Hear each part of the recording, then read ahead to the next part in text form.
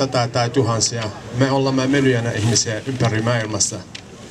Eli tänään kysymys on se, että minkälainen liike ja minkälainen muutos on olemassa ympäri maailmassa.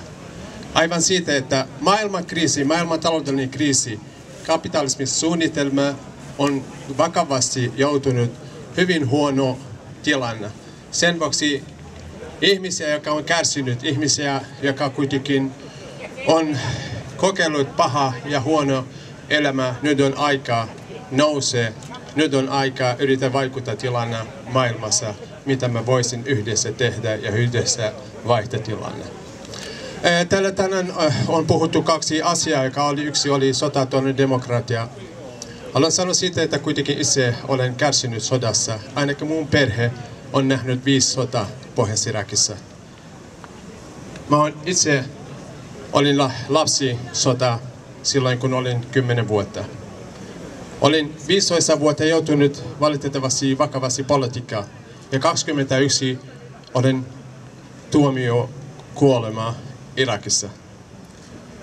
Niin kun puhutaan määrässä 1-2 tuhasta, se on vain jotain määrä, niin kuin joku määrä, 10 tai 1000, mutta yksi ihmisestä elämässä, jokaisesta meissä on hyvin tärkeä. Valitettavasti soda ei ole mitään tärkeää, vaan se, että johtaja päättää tapaa ihmisistä. Ja me ihmisiä ympäri maailmaa kuitenkin jatkuvasti ollaan kokeillut näistä pahasta asiasta. Puhuttu Irakista, sodan Irakissa, mikä oli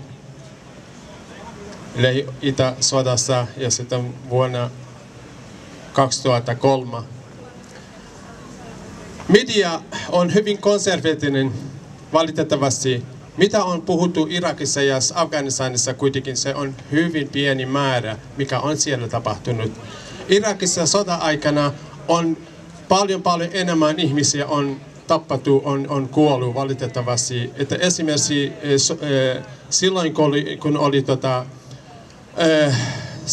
silloin kun oli ensimmäinen Lähi-idän-sota, niin kun puhutaan vain siitä, että ihmisiä on tapettu, mutta siellä myös nälkähätä oli yli 1 miljoona ihmisiä on kuollut vain nälänhätä.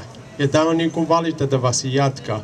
Mutta muutos, joka on olemassa, ei ole vain Lähi-idässä onneksi, nyt on kuitenkin ympäri maailmaa. Eilen oli Egypti, tänään on Lonto.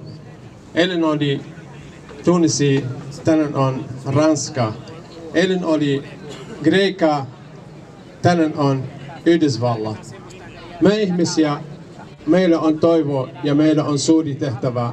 Ja tulevaisuus kyllä meillä ja meidän pitää kuitenkin yrittää hyvin vakavasti suhtautua. Ja mielestäni meillä on paljon syytä.